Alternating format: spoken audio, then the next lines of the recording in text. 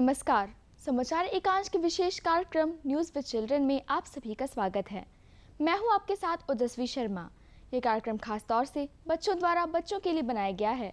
इस कार्यक्रम में हम आपको देश और दुनिया की खबरों से अवगत कराएंगे। तो न्यूज़ विद चिल्ड्रन में सबसे पहले बात करते हैं इस हफ्ते की सुर्खियों की।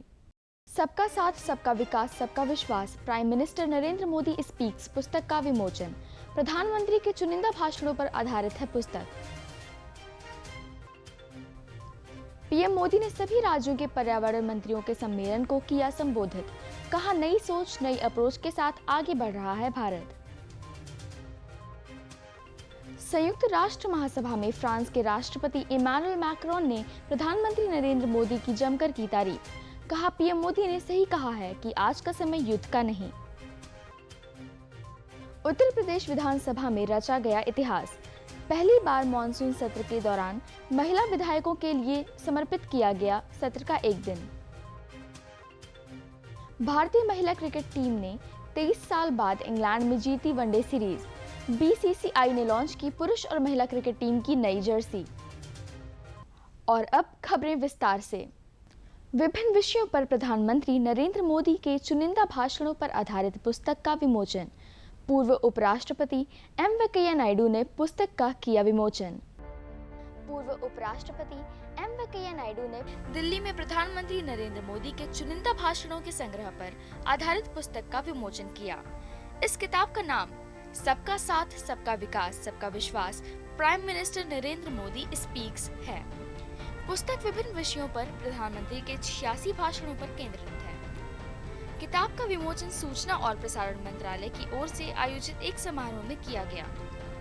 इस अवसर पर पूर्व उपराष्ट्रपति ने कहा कि प्रधानमंत्री नरेंद्र मोदी के चुनिंदा भाषणों वाली किताब सबका साथ सबका विकास सबका विश्वास का विमोचन करना मेरे लिए सम्मान की बात है। इस कार्यक्रम में केरल के राज्यपाल आरिफ मोहम्मद खान, सूचना एवं प्रसारण मंत्री अनुराग सिंह ठाकुर और सूचना एवं प्रसारण सचिव अपूर्व चंद्रा भी उपस्थित रहे। प्रधानमंत्री नरेंद्र मोदी ने देश के सभी राज्यों के पर्यावरण मंत्रियों के सम्मेलन को किया संबोधित। प्रधानमंत्री ने कहा, आज का नया भारत नई सोच नई अप्रोच के साथ आगे बढ़ रहा है। प्रधानमंत्री नरेंद्र मोदी ने अहमदाबाद में देश के सभी राज्यों के पर्यावरण मंत्रियों के सम्मेलन को वर्चुअल माध्यम से संबोधित किया। पीएम मोदी ने कहा कि आज का नया भारत नई सोच नई अप्रोच के साथ आगे बढ़ रहा है। भारत तेजी से विकसित होती इकोनॉमी भी है और निरंतर अपनी इकोलॉजी को भी मजबूत कर रहा है। उन्होंने सभी पर्यावरण मंत्रियों से आग्रह किया कि राज्यों में सर्कुलर इकोनॉमी को ज्यादा से ज्यादा बढ़ावा दें। इससे सॉलिड वेस्ट मैनेजमेंट और सिंगल यूज प्लास्टिक से मुक्ति के लिए चलाए जा रहे अभियान को ताकत मिलेगी। प्रधानमंत्री नरेंद्र मोदी ने पीएम केयर्स फंड के बोर्ड ऑफ ट्रस्टी के साथ की बैठक। रतन टाटा, केटी थॉमस और करिया मंडा को ट्रस्टी के तौर पर किया नामित। प्रधानमंत्री नरेंद्र मोदी की अध्यक्षता में पीएम केयर्स फंड के नए ट्रस्टी और सलाहकार समिति की बैठक हुई। इस बैठक में प्रधानमंत्री ने देशवासियों द्वारा पीएम केयर्स फंड में किए गए सहयोग की जमकर सराहना की। टाटा सन्स के मानद चेयरमैन रतन टाटा सहित 3 प्रतिष्ठित व्यक्तित्वों को पीएम केयर्स फंड के ट्रस्टी के रूप में नामित किया गया है। सुप्रीम कोर्ट के पूर्व न्यायाधीश केटी थॉमस और पूर्व लोकसभा अध्यक्ष करिया मुंडा को भी ट्रस्टी के रूप में नामित किया गया है। इसके अलावा ट्रस्ट ने एक सलाहकार बोर्ड नियुक्त किया है, जिसमें पूर्व नियंत्रक और महालेखा परीक्षक राजीव महर्षि, इन्फोसिस फाउंडेशन की पूर्व अध्यक्ष सुधा मूर्ति और टीच फॉर इंडिया के सह संस्थापक आनंद शाह शामिल हैं। फ्रांस के राष्ट्रपति इमैनुअल मैक्रोन ने संयुक्त राष्ट्र महासभा में की प्रधानमंत्री नरेंद्र मोदी की तारीफ। कहा, पीएम मोदी ने सही कहा है कि आज का समय युद्ध का नहीं है। संयुक्त राष्ट्र महासभा के 77वें सत्र में दिए गए अपने भाषण में फ्रांस के राष्ट्रपति इमैनुअल मैक्रोन ने प्रधानमंत्री नरेंद्र मोदी की जमकर तारीफ की है। इमैनुअल मैक्रोन ने भाषण में कहा कि प्रधानमंत्री नरेंद्र मोदी ने सही कहा है कि आज का समय युद्ध का नहीं है। यह समय पश्चिमी देशों के खिलाफ बदला लेने या फिर पूर्व के खिलाफ पश्चिम का विरोध करने के लिए नहीं, बल्कि सामने आने वाली चुनौतियों का सामना करने के लिए है। उन्होंने जोर देकर कहा है कि पीएम मोदी सही थे जब उन्होंने रूस के राष्ट्रपति व्लादिमीर पुतिन से कहा था कि यह युद्ध करने का वक्त नहीं है, यह सामने आने वाली चुनौतियों से मिलकर निपटने का समय है। केंद्रीय कैबिनेट ने आत्मनिर्भर भारत को बढ़ावा देने के लिए 3 अहम फैसलों पर लगाई मुहर। सोलर पैनल में PLI स्कीम के साथ ही राष्ट्रीय लॉजिस्टिक नीति को भी दी मंजूरी। प्रधानमंत्री नरेंद्र मोदी की अध्यक्षता में केंद्रीय मंत्रिमंडल ने आत्मनिर्भर भारत को बढ़ावा देने के लिए 3 बड़े फैसले लिए हैं। केंद्रीय मंत्री अनुराग सिंह ठाकुर ने कैबिनेट के फैसलों की जानकारी देते हुए कहा कि सोलर पैनल में PLI स्कीम को मंजूरी दी गई है। उन्होंने कहा कि प्रधानमंत्री के नेतृत्व में कैबिनेट ने उच्च दक्षता वाले सोलर PV मॉड्यूल ट्रांस 2 के लिए 19,500 करोड़ रुपए का प्रावधान रखा है। साथ ही सेमीकंडक्टर सेक्टर से जुड़ी अब 3 योजना में एक समान 50% वित्तीय प्रोत्साहन को मंजूर किया गया है।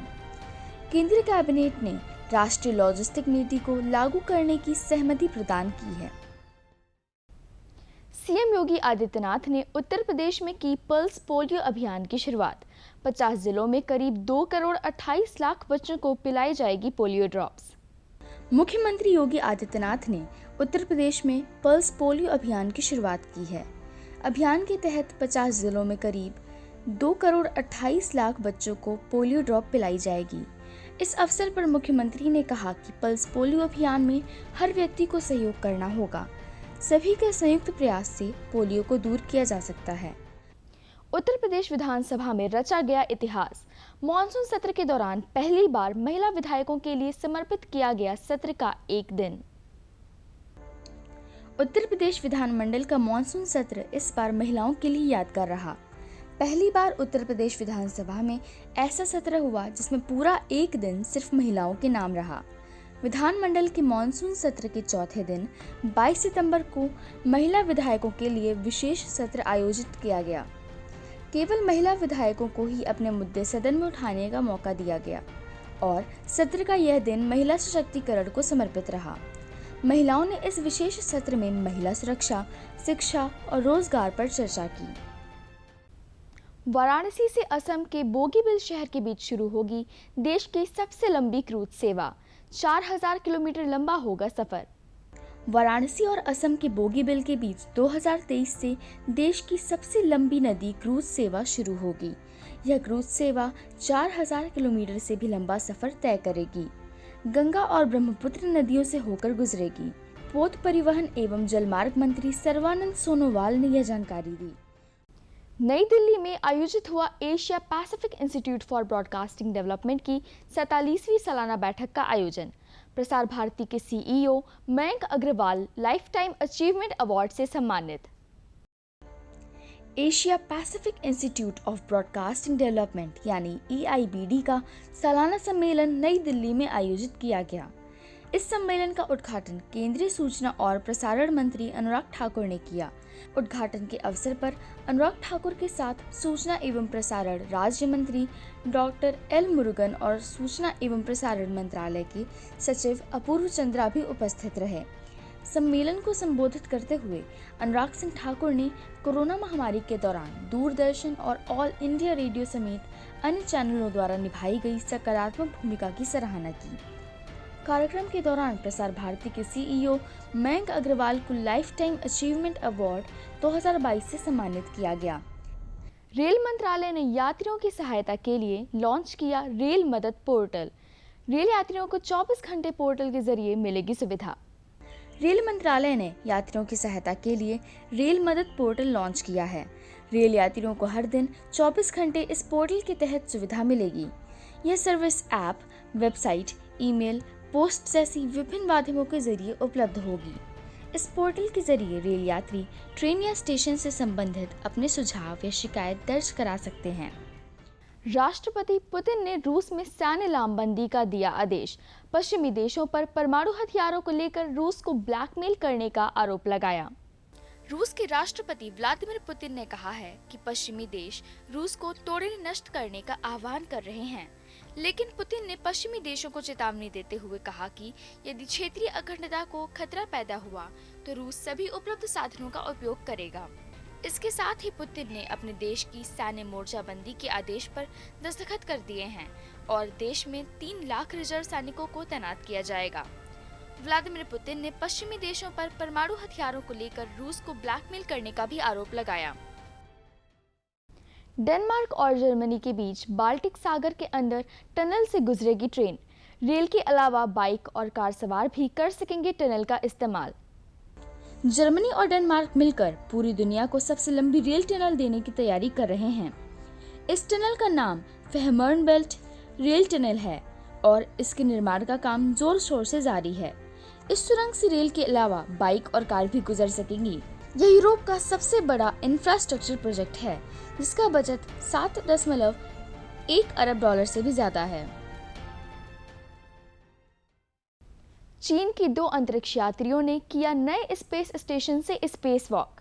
6 महीने के मिशन में चीनी अंतरिक्ष यात्रियों द्वारा किया गया दूसरी बार स्पेस वॉक। चीन के 2 अंतरिक्ष यात्रियों ने नए स्पेस स्टेशन से स्पेस वॉक किया। चीन खुद का स्पेस स्टेशन बना रहा है जिसका काम इस साल तक पूरा हो जाएगा। 6 महीने के मिशन में चीनी अंतरिक्ष यात्रियों ने दूसरी बार स्पेस वॉक किया है। इससे पहले जुलाई में चीनी एस्ट्रोनॉट्स ने स्पेस वॉक किया था। भारतीय महिला क्रिकेट टीम ने रचा इतिहास। 23 साल बाद इंग्लैंड में जीती वनडे सीरीज। भारतीय महिला क्रिकेट टीम इंग्लैंड में इतिहास रचने में कामयाब रही। हरमनप्रीत कौर की अगुवाई में टीम इंडिया ने 23 साल बाद इंग्लैंड को उन्हीं के घर में वनडे सीरीज में शिकस्त दी। महिला क्रिकेट टीम ने लगातार 2 वनडे मुकाबला जीतकर 3 मैचों की सीरीज पर कब्जा किया। दूसरे वनडे में कप्तान हरमनप्रीत कौर ने धमाकेदार शतक लगाया। T20 वर्ल्ड कप से पहले बीसीसीआई ने जारी की भारतीय क्रिकेट टीम की नई जर्सी। बीसीसीआई ने ट्वीट कर फैंस को समर्पित की नई जर्सी। बीसीसीआई ने भारत की नई जर्सी लॉन्च कर दी है। इस नई जर्सी में पुरुष और महिला दोनों ही टीम खेलती हुई नजर आएगी। भारतीय टीम की इस नई जर्सी का नाम वन ब्लू जर्सी रखा गया है। इसे बीसीसीआई ने ट्वीट कर फैंस को किया समर्पित। इंटरनेशनल क्रिकेट काउंसिल ने जारी की क्रिकेट की नई गाइडलाइंस। 1 अक्टूबर से लागू होंगे नए नियम। आईसीसी के नए नियमों के अनुसार कैच आउट होने पर नया बल्लेबाज ही बल्लेबाजी करेगा। वहीं कोरोना को देखते हुए पिछले 2 सालों से आईसीसी ने गेंद पर थूक लगाना बैन कर दिया था। अब इस नियम पर स्थायी प्रतिबंध लगा दिया गया है। इसी के साथ बल्लेबाज को अब बल्लेबाजी के लिए टेस्ट और वनडे मैचों में 2 मिनट के भीतर स्ट्राइक लेने के लिए तैयार होना होगा। वहीं T20 फॉर्मेट में ये समय 90 सेकंड का ही होगा। वहीं अगर फील्डिंग के समय खिलाड़ी जानबूझकर गलत तरीके से मूवमेंट करता है तो बल्लेबाज को 5 रन पेनाल्टी के रूप में दिए जाएंगे। बेंगलुरु फुटबॉल क्लब ने पहली बार जीता डूरंड कप का खिताब। फाइनल में मुंबई सिटी एफसी को 2-1 से हराया। बेंगलुरु एफसी ने रोमांचक फाइनल मैच में मुंबई सिटी एफसी को 2-1 से हराकर पहली बार डूरंड कप का खिताब जीता। डूरंड कप एशिया का सबसे पुराना और विश्व का तीसरा सबसे पुराना फुटबॉल टूर्नामेंट है जिसकी शुरुआत साल 1888 में शिमला से हुई। बेंगलुरु एफसी के कप्तान सुनील छेत्री ने अपने करियर में भारत के लगभग सभी टूर्नामेंट जीते पर केवल डूरंड कप ही नहीं जीता था, लेकिन रविवार की जीत के बाद उन्होंने यह खिताब भी हासिल कर लिया। गुजराती फिल्म छलो शो पेश करेगी भारत की ओर से ऑस्कर में दावेदारी। RRR और कश्मीर फाइल्स को रेस में पछाड़ा।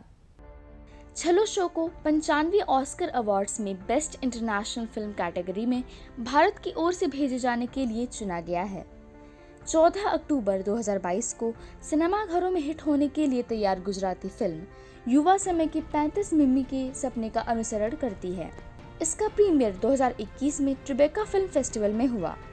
न्यूज़ विद चिल्ड्रन में आज इतना ही। हमें उम्मीद है कि आपको हमारी ये कोशिश पसंद आई होगी। तो अगले हफ्ते आपसे फिर से मुलाकात होगी देश और दुनिया की कुछ और खबरों के साथ। धन्यवाद। देखते रहिए दूरदर्शन उत्तर प्रदेश।